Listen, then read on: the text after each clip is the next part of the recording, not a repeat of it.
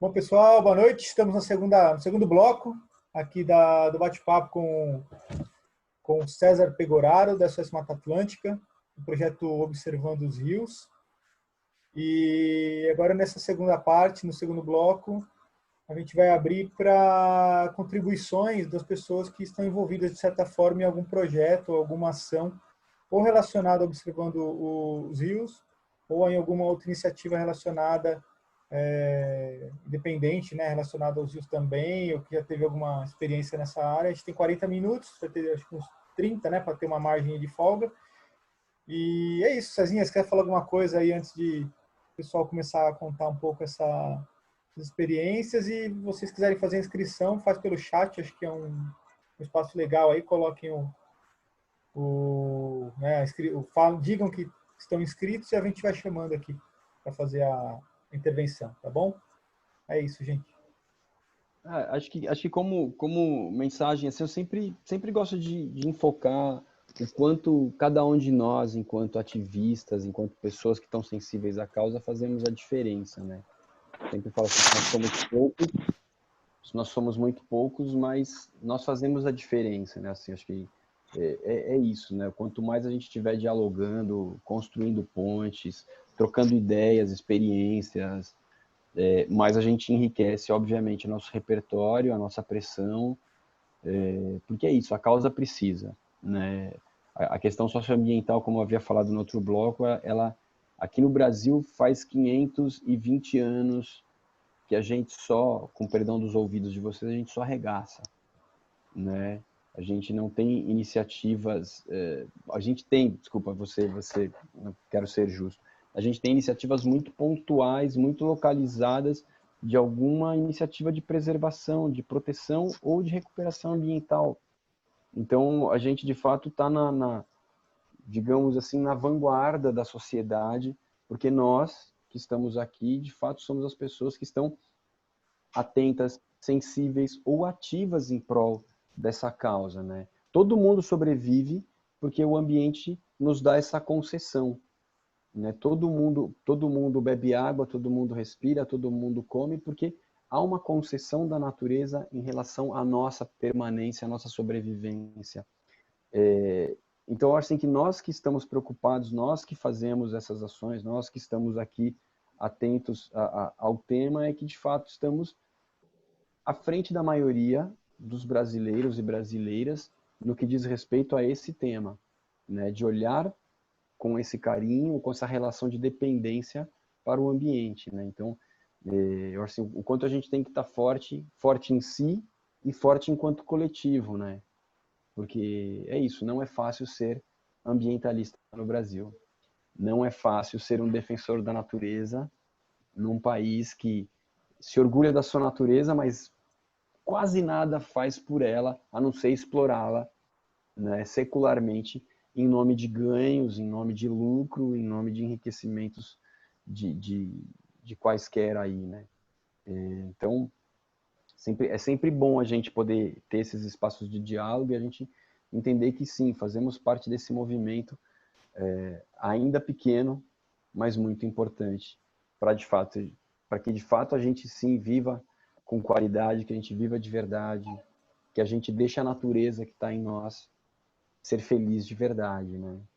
Porque é isso, né? Tantas dessas mazelas que a gente assiste hoje em dia, desde pandemia, mudanças climáticas, crises de abastecimento hídrico, nuvem de gafanhoto, todas essas loucuras têm a ver com impactos ambientais, que causaram desequilíbrios sucessivos e que chegam a esses níveis que nós temos hoje de desastres, né? Então, de fato é isso. Algumas poucas nações já acordaram para essa questão, alguns poucos cidadãos planetários estão aí fazendo alguma coisa, mas há tempo, e acho que nós estamos nesse momento de continuar essa jornada, de se articular e fazer algo cada vez mais efetivo, mais forte, mais contundente, para acordar, de fato, os brasileiros que ainda estão deitados no berço esplêndido, contemplando a degradação da sua natureza.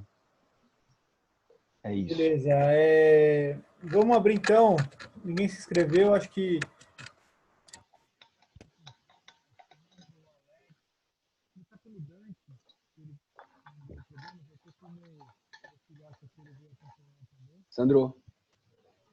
Sandro, seu som sumiu, cara. Oi, tá ouvindo agora?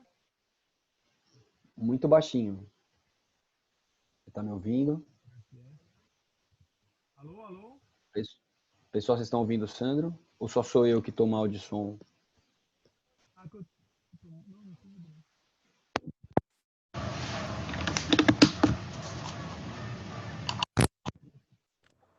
Ah, agora acho que melhorou. Espera aí.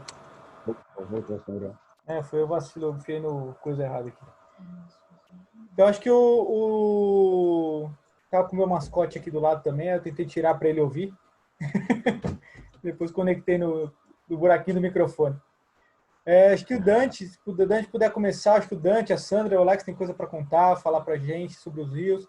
O Dante quiser contar um pouco, se ele não tiver algum problema, né, de contar essa experiência, como é que está esse movimento, principalmente agora na pandemia, né? Qual é a frequência de monitoramento? Aí seria legal. Não sei se o Dante está por aí. Oi, eu tô por aqui sim. Vocês estão conseguindo ouvir? Estamos ouvindo super bem. Se quiser, você pode contar um pouquinho, cara, dessa experiência aí com a SOS Mata Atlântica, o projeto Observando os Rios, Alfa BC, como é que vocês estão fazendo? Quem faz parte desse grupo? Conta pra gente. Tá, o projeto acabou surgindo, na verdade, porque eu sempre morei próximo da região, convivo lá perto, estudo lá perto, moro lá perto, próximo ao córrego, e eu sempre tive a ideia de tentar fazer algo a respeito. Então, eu pesquisei como eu poderia me inserir na área do meio ambiente, e eu descobri a SOS Mata Atlântica, descobri o projeto Monitorando Córregos, descobri o César e encontrei ele. E aí eu comecei a entrar em contato e eu comecei a divulgar também para os alunos da UFABC. Então, sempre é difícil conseguir reunir todo mundo, né? Todo o grupo, todo o grupo que é um pouco mais restrito aos alunos da UFABC, mas também tem algumas pessoas que são de fora. Mas por ser próximo à faculdade, acaba atraindo mais as pessoas que moram lá próximo, né? Ou estudam lá próximo. A gente faz um monitoramento mensal e a gente começou a fazer um monitoramento no início desse ano, mas por conta aí da pandemia a gente acabou suspendendo ele. Mas acho que até meados de fevereiro, março, a gente estava fazendo acompanhamento. Agora a gente deu uma travada, assim, por enquanto. A gente achou melhor dar uma suspendida. Mas Dante, vocês estão no projeto desde o ano passado, não é isso? Vocês começaram? Isso, desde o ano passado. Tá. É que esse ano, em especial, por conta da situação que a gente está vivendo, dessa questão da gente perceber que a melhor estratégia para conter a disseminação do Covid-19 era a questão do isolamento, a gente automaticamente suspendeu os monitoramentos, né? Então a gente falou fizemos algumas reuniões com os participantes dos grupos, no sentido de que a gente percebeu que a gente tinha que dar nossa contribuição, primeiro, em respeito a essas pessoas, os voluntários, né? A gente tem maior respeito, maior carinho pelos voluntários, porque são, assim, as pessoas que fazem o projeto acontecer. A gente montou essa metodologia, a gente tem o equipamento, mas se não tem o voluntário, não tem projeto. E a gente valoriza, a gente respeita, a gente reconhece o papel que esses voluntários e voluntárias têm, e nesse sentido a gente, obviamente, que tinha que resguardar primeiramente a integridade física, a qualidade da saúde dessas pessoas. Então, assim, não saiam para fazer monitoramento, né? Não se exponham publicamente, socialmente, pelo projeto, por favor, né? Fiquem em casa. E também, logo que começou a criar um corpo maior, esse conhecimento de Covid, coisa e tal, quando vieram os primeiros estudos de fora, né? Depois até a gente tem nossa, esqueci, a Marta, né? A Marta que já falou contigo, que participou aqui de uma live, a Marta Marcondes, lá da Universidade Municipal de São Caetano do Sul, ela monitora a Covid na água, né? Ela está participando de um projeto grande no Brasil, então a gente percebeu que a gente também tinha a presença do vírus na água, a gente falou água dos rios, a gente sabe que saneamento não é básico no Brasil, né? Ele é eletivo, ele é para poucos ainda, infelizmente, né? Então, a gente fala, a gente não pode expor, com os dados que a gente tem do projeto, depois eu posso comentar os dados desse ano com vocês, que a gente conseguiu do projeto, mas a gente não pode expor as voluntárias e voluntários a, primeiro, ficar num ambiente se expondo a risco de contaminação, e segundo, lidando com uma água para fazer análise que potencialmente está carregando esse Covid, a gente ainda não tinha a certeza sobre a transmissibilidade pelo contato com a água, por mais que a gente sempre recomende, estimule o uso dos EPIs das luvas, durante, e a higiene, né, durante a realização das coletas, a gente falou, pô, a gente tem que dar nossa contribuição para preservar a integridade dessas nossas parceiras, né? Então, a gente, desde março, a gente não tem feito monitoramento, né? Então, o que o Dante fala tem uma decisão que veio também por parte dos grupos, mas a gente, enquanto entidade, a gente falou, não tem menor condição de expor essas pessoas, né? De promover essas circulações. Então, o projeto, infelizmente, está parado nesse momento, né? Está parado como tantas outras atividades, porque é uma atividade que depende de circulação humana, depende das pessoas irem ao rio, né? E a metodologia, ela tem uma coisa muito legal, muito bacana,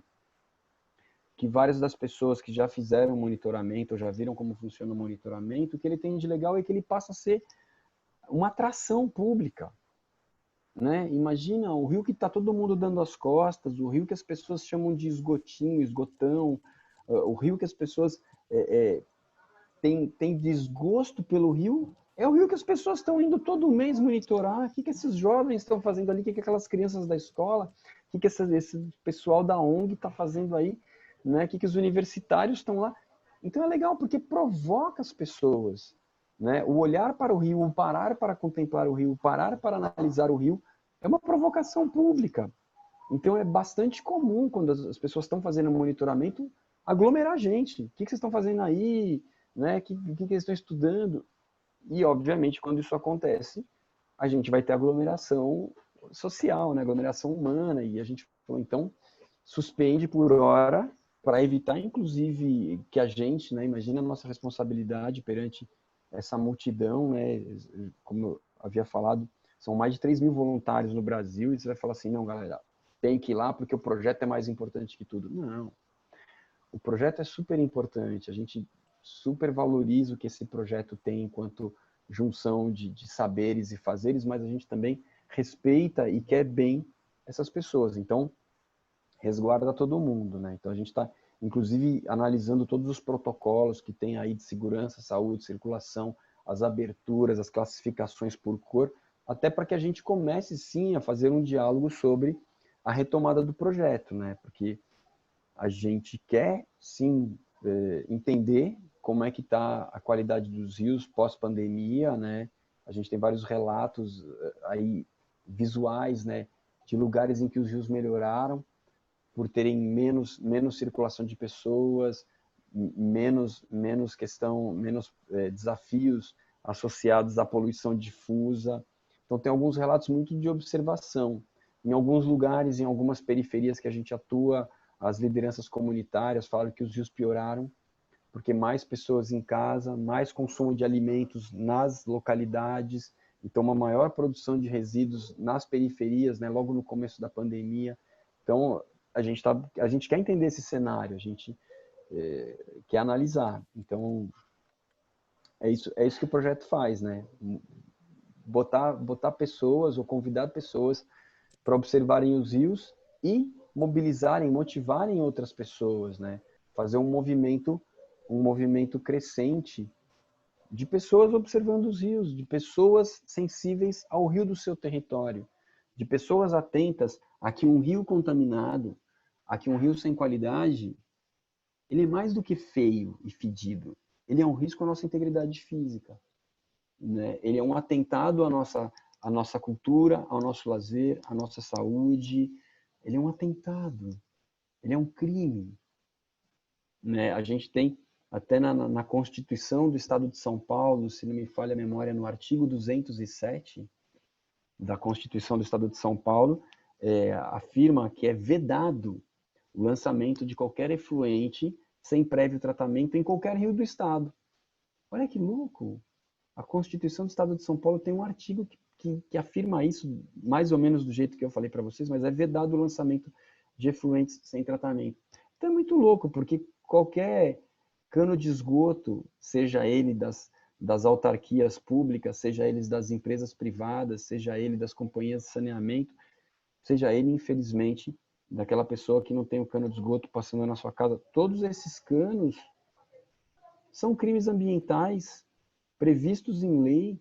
Portanto, aonde é que está o órgão fiscalizador e autuador, né?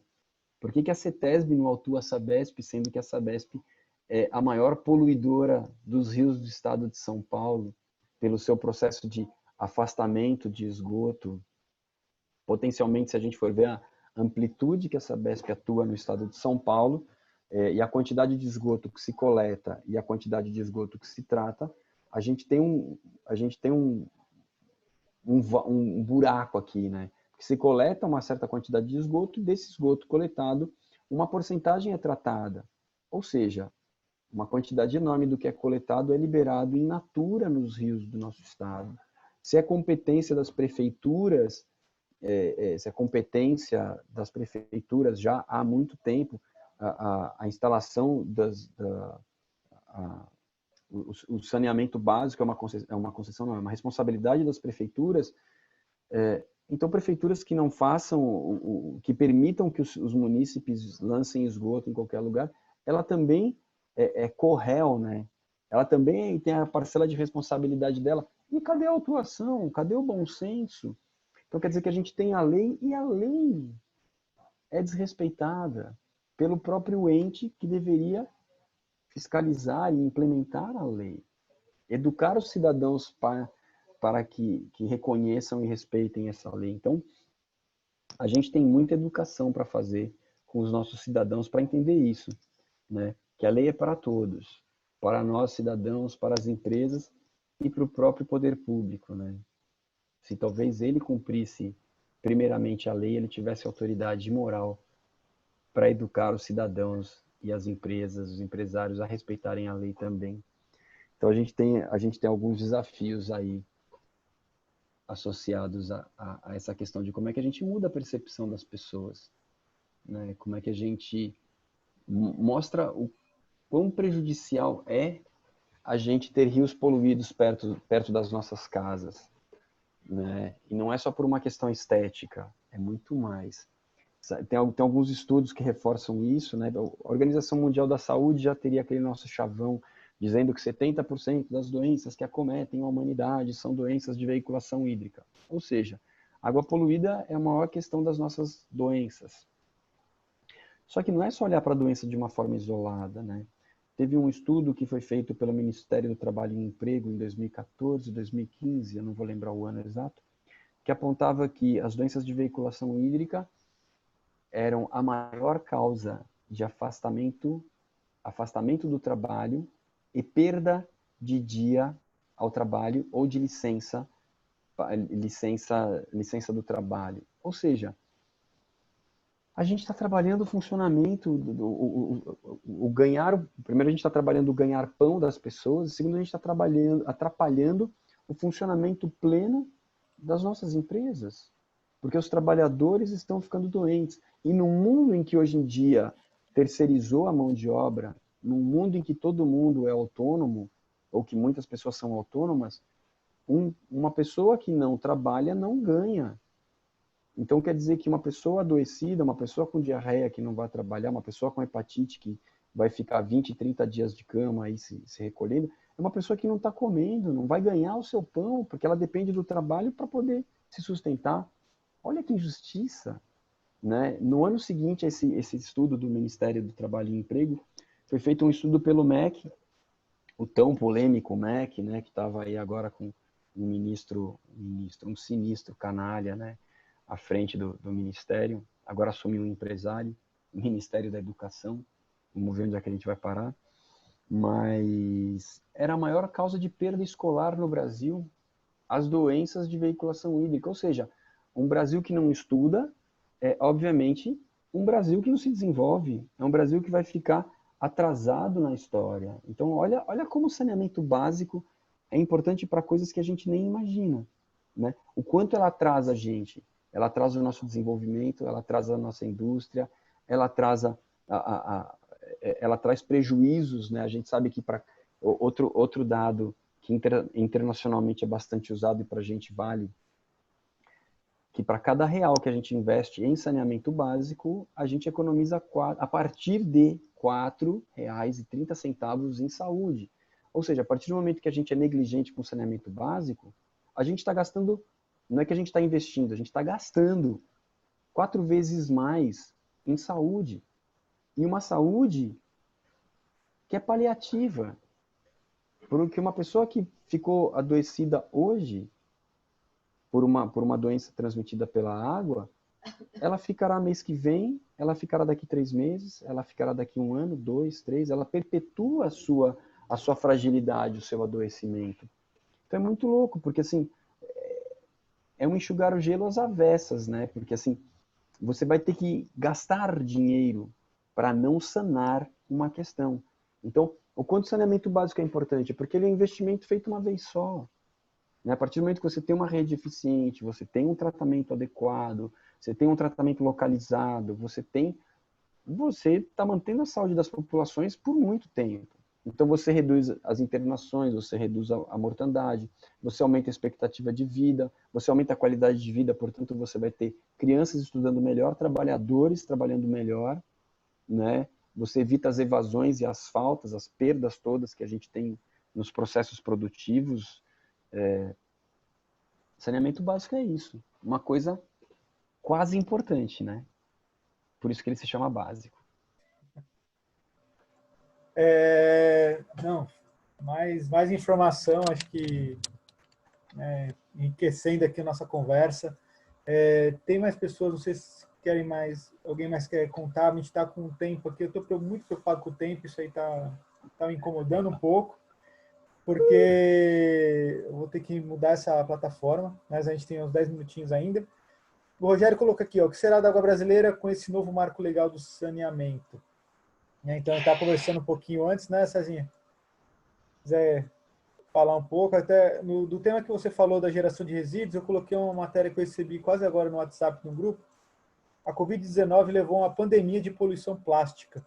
Coloquei no chat o link aqui, quem quiser dar uma lida mais a fundo, né? Depois eu vou ler também com calma, mas faz sentido, né? Tá em casa, tudo descartável, vai no mercado, corre para casa, não... enfim. As pizzarias, né? Os iFoods, os Uber Eats, esse monte né? O Rappi, enfim, agora tem um monte de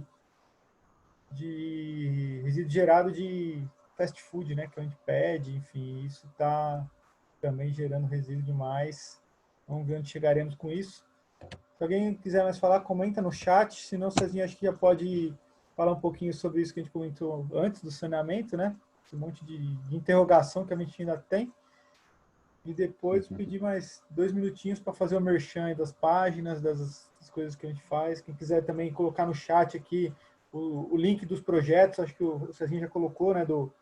O site do Observando os Rios, e outras informações para quem quiser saber mais. Vocês podem fazer o mesmo, que aqui é um momento de troca, né, de informação para a gente se fortalecer. Cezinha, fala aí sobre esse marco legal do saneamento, o que você já descobriu, o que você ainda talvez descubra. Então, essa questão dessa discussão desse marco legal, ela não é de hoje, né? Ela já vem de tempos e ela sempre trouxe uma certa insegurança, um certo desconforto para gente que atua na área ambiental, para gente que é sociedade civil, né? Para gente que é cidadão, para gente que é contribuinte. Ela sempre trouxe um desafio, até porque assim, não é que ele vem só com a proposta da privatização, né? O marco legal ele traz vários instrumentos e várias questões associadas ao saneamento básico. Mas algumas coisas que eu chamo a atenção é o seguinte: a gente já tem, desde 2007, o Plano Nacional de Saneamento Básico, que vem instituindo repetidas metas para a tal da universalização do saneamento básico. Então, assim, a gente tem financiamentos públicos, então a gente tem BNDES, a gente tem BID, a gente tem Caixa Econômica Federal, ou seja, locais onde as prefeituras podem, sim, acessar para captar recurso, para fazer o seu saneamento básico, promover as ações de saneamento básico, mas não o fizeram, porque saneamento básico é um papo desimportante, não é um papo cidadão, né? As pessoas não votam em saneamento básico, as pessoas não cobram saneamento básico. Tanto que, assim, se a gente for pegar historicamente as pesquisas eleitorais, a gente sempre tem 3 temas na ponta, né? Elas se alternam, mas sempre são 3 temas que estão na ponta das pesquisas eleitorais, que é saúde, educação e segurança. Educação, segurança e saúde, é sempre essas 3. Né? Saneamento básico apareceu na última pesquisa presidencial, apareceu em 9º lugar. Então quer dizer que é um assunto desimportante. Desimportante para nós enquanto cidadãos e desimportante também para o poder público, porque assim, se nós enquanto cidadãos não valorizamos, quem que vai se importar em fazer um projeto de saneamento? Se eu construo um hospital, todo mundo vê o hospital. Eu inauguro o hospital, eu ponho uma placa com o meu nome, eu faço foto na frente da placa. Agora, se eu for inaugurar um cano de esgoto, quem está vendo o cano? Onde é que eu vou pendurar a placa? Como é que eu vou fazer festa? Só que o cano de esgoto é muito mais barato que o hospital.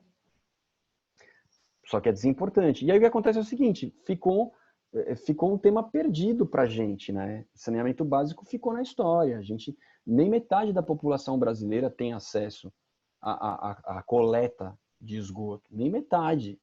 Nem metade. Então, olha que fiasco, né? Então, quer dizer que é um tema, de fato, desimportante. E aí o que acontece é o seguinte, é um tema, saneamento básico envolve quatro linhas, né? Então, a gente tem a água, a gente tem a oferta de água, disponibilidade, né? Coleta e tratamento de água, a gente tem a coleta e o tratamento de esgoto, a gente tem a questão da coleta e tratamento dos resíduos, afastamento dos resíduos, e a gente tem a drenagem pluvial. Alguns desses serviços interessam muito às empreiteiras. Então é óbvio que num mundo capitalista, num mundo dinheirista, tem gente querendo fazer negócio. E se é um tema que não é de clamor público e alguém topa fazer, quem topar cobra quanto quer. Quem topar vai querer quanto, né? Então a gente perde o controle sobre essa situação. E o Marco Legal veio tentar dar um certo estímulo a que saneamento básico seja um papo legal, seja um papo bacana, mas em grande parte no viés do empresariado, abrindo possibilidades de investimento de grana privada, ou os PPPs, né, as parcerias público-privado, gerando novos negócios para saneamento.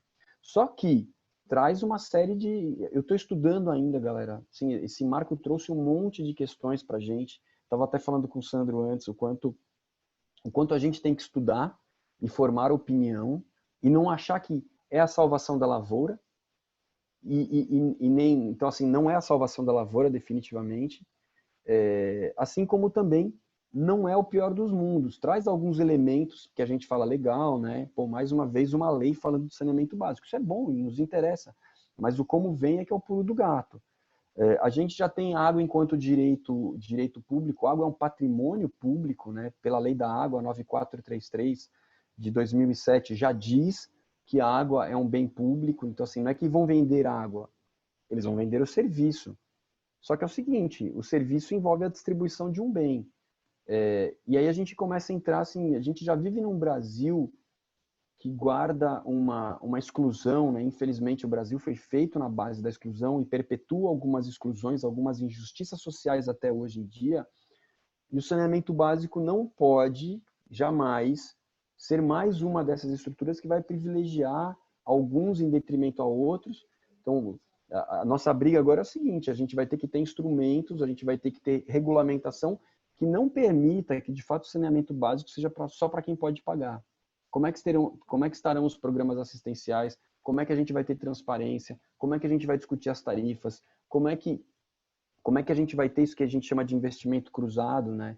Porque, por exemplo, todo mundo quer explorar uma cidade grande, né? Muita gente aglomerada. E quem quer explorar saneamento básico numa cidade pequena? Então, quer dizer que todo mundo vai correr para os projetos das cidades grandes e as cidades pequenas vão ficar à margem de novo? Porque a prefeitura já jogou a toalha, as prefeituras não querem investir em saneamento, né? Para efeito da pandemia, o que a gente teve de sacanagem, entre aspas, foi que o governo federal, né, o ministro Paulo Guedes, liberou grana para municípios desde que fosse iniciado, perdão, um processo de privatizações, e começando pelo saneamento básico. Né? Saneamento básico é uma briga antiga, aí, muitas empreiteiras, muitas pessoas querem explorar, mas explorar de qualquer jeito não. É importante, sim, a gente ter o saneamento básico, né? Mas de qualquer jeito não. Então a gente tem que, sim, poderíamos ter tido um diálogo mais amplo, mais cidadão, até para que a gente estivesse mais seguro nesse momento, sem tantas incertezas. A gente tem que estudar, então assim, gente, vou ser bem sincero para vocês, a gente tem que estudar. O texto que foi aprovado ontem no Senado é um texto que tem 75 páginas, de um português bem rebuscado, que é para a gente não entender muito mesmo, para a gente desistir rápido, mas a gente tem que fazer esse esforço de entender o que ele significa, que avanços ele pode trazer e que fragilidades ele deixa aí para a gente. Né? E é óbvio que a gente vai ter que se manifestar. A gente vai ter que, sim, cada vez mais participar dos conselhos de meio ambiente municipais, acompanhar as ações dos comitês de bacia, acompanhar as ações da ANA, né, da Agência Nacional de Águas, porque é isso. Água não tem dono, mas o acesso à água, o chegar até a água, tem dono. Né? Então a gente vai ter que discutir exatamente como é que isso funciona. Eu também estou formando opinião, tá, galera? Estou falando um monte de coisas que estão me inquietando, mas eu sou bem sincero com todas e todos vocês. Eu não tenho uma opinião clara, né, para falar assim para vocês, não, minha posição. Não, estou estudando, galera. Estou estudando, é o que eu posso falar para vocês. É controverso. E assim, traz algumas possibilidades, mas também deixa algumas inseguranças no ar. A gente tem, por exemplo, uma das inseguranças é que a gente flexibilizou os lixões, galera. Permite que, dependendo do tamanho do município, esses lixões sejam postergados por mais alguns anos.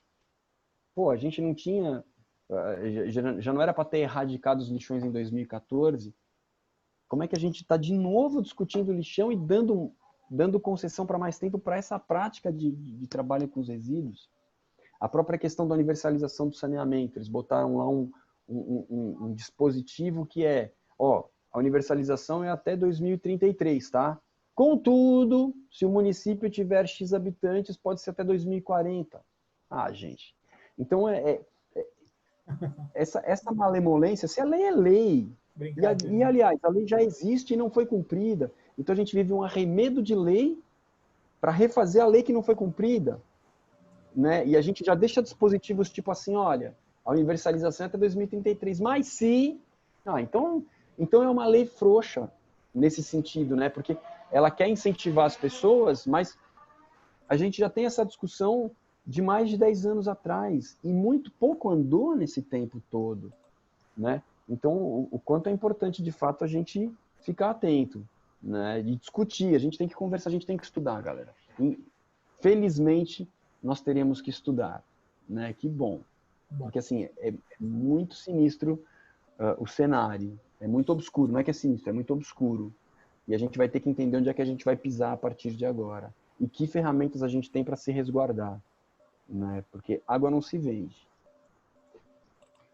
Cezinha, vou fazer um rápido encerramento aqui. Temos 2 minutos e meio. Tivemos mensagens da Sandra Chinchio, falando assim, seria interessante um vídeo rápido da SOS com orientações de como proceder o monitoramento com alunos, os perigos, os cuidados. E aí você comentou aqui, eu não sei se ela estava nesse momento, quando você comentou que está suspensa, né, a orientação do projeto é que sejam suspensas os monitoramentos até segunda ordem aí. Acho que vocês têm os grupos de representantes e a ideia é ficar em casa, né? Sim, sim. E Sandrinha, estou anotando a sua sugestão, achei super legal. Muitíssimo obrigado. Super legal mesmo. Vou discutir com a equipe amanhã. Ó, tivemos a entrada de 3 pessoas, Irene, do Massa, o Cleiton, do Coletivo NASA, e Priscila Gaspari. Tá? Então, para quem entrou agora, esse é o segundo bloco, teve o primeiro bloco, os dois estarão disponíveis no YouTube, tá? No canal Rio de Santo André. Então, logo hoje ou até amanhã eu consigo subir esses 2 vídeos para vocês assistirem na íntegra como é que foi esse bate-papo. 2 blocos de 40 minutos. Estamos com 1 minuto e 14. Tem outra fala do Alex. Apesar de Rio Grande da Serra estar em 100% em área de manancial, possui 45% de área verde. O avanço nas ocupações urbanas vem aumentando. Estamos reunindo um grupo para o Plano Municipal da Mata Atlântica.